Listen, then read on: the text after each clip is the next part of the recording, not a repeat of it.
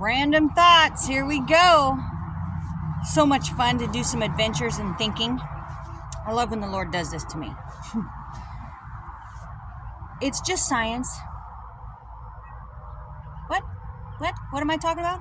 Okay, so you know when you have a cup, probably plastic, sitting upside down on a smooth surface, it's wet underneath and the room heats up, that will,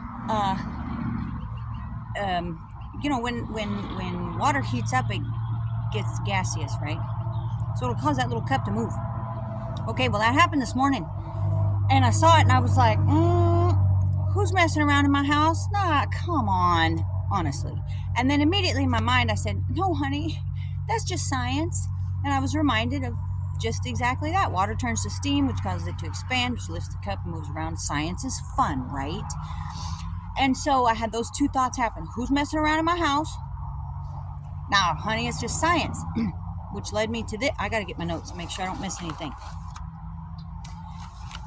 So we live in 4 dimensions. I'm going to try to be fast. We live in 4 dimensions, but they say, they being the smart people, the scientists, they say there are 10. That is why angels and demons are considered interdimensional beings.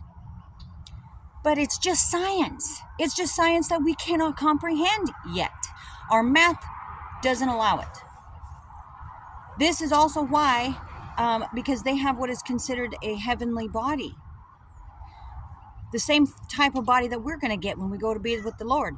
Because it says we shall see him like he is and we shall be like him. Okay? It's the same reason when he came out of the tomb, when he rose from the dead, and Mary saw him and she was happy. And he was like, don't touch me, I haven't been to my Father. And then he got raptured, right? And then he came back when he was walking through walls and stuff. Because he came down in his glorified body, which is an interdimensional body. Okay? So we look at things and we're like, oh, it's supernatural or paranormal. Stop it. It's just science. We just don't have a comprehension of it.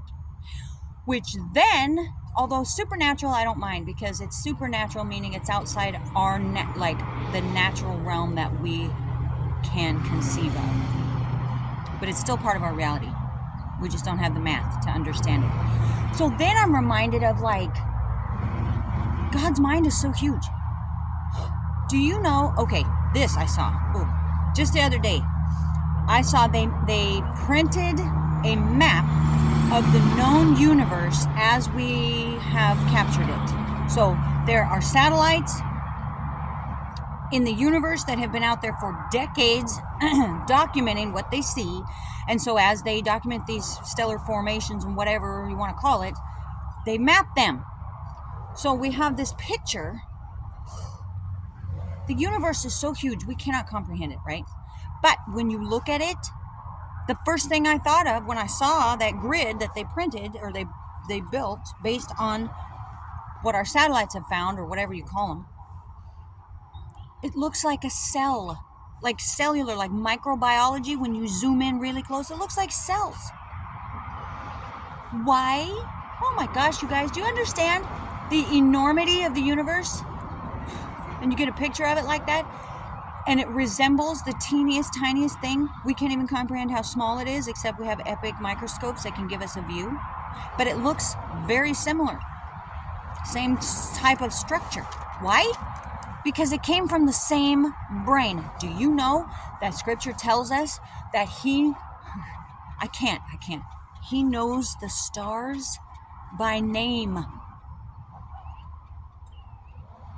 The number, the vast quantity is beyond our ability to comprehend how many stars are out there. Because it's not just we see a glimmer in the sky. It's a galaxy, guys. Do you know how many trillions of stars are in a galaxy? And then they mapped all these galaxies. We can't even. It hurts the brain. It's not even possible to comprehend the epic number. But he knows them by name. Then I thought, that's what happens to me. Then I was like, well, it reminds me of, because you have the micro tiny, and the macro huge, but they resemble one another. Then I was reminded of fractals. If you don't know what fractals are, look them up.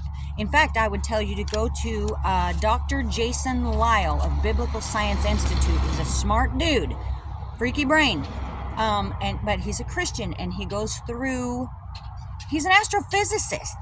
He teaches on all kinds of things. Teaches on logic, teaches on hermeneutics, teaches obviously on universe stuff, math, fractals, Edelbrock, the Edelbrock formation, and anyway, it's math stuff. I don't get it, but he does a production. He teaches on fractals. Obviously, you can Google it too. It's a mathematical equation that you can plug in different factors into and assign colors to those factors. And when you do that, you get these glorious visual, I don't even know what they are. They're patterns. So they say that math is the language of the universe. Math is the language of science.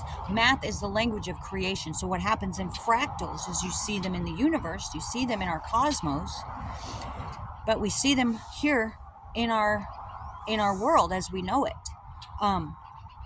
I forget the names of them. Anyway, there's many. There's some that look like elephants. There's some that look like ferns. There's spirals. But what happens is when you plug in these factors and you assign colors to them, they become these gorgeous portraits, pictures of shapes, but they're infinite, you guys. Doesn't matter how far out you zoom, you get the same picture. And the closer in you zoom, it's the same picture, only small. Absolutely mind-boggling. They're gorgeous. It's the exact same formation in ad infinitum macro, ad infinitum micro. I can't even micro, macro, big and small. And I'm talking infinity. And it's math. It's the language of God, of the Creator. And we see it. These same. Like I said, there's a fern, there's one that looks like an elephant, there's spirals, like conch shells, you know, the shells in the ocean. I forget what they're called, there's a whole bunch of names for them. We see them in nature. We see them active in mathematics. We see them in the cosmos. Point is, how big is our God? And so when we think of these supernatural or spiritual things, God is consistent. He gives evidence of himself in creation. And so we are getting glimpses of his mind. But also remember, it's just science. He gave us science. It's just science. It's just that we don't have a way to comprehend it yet. So there's my random thoughts for the day. Have fun with that.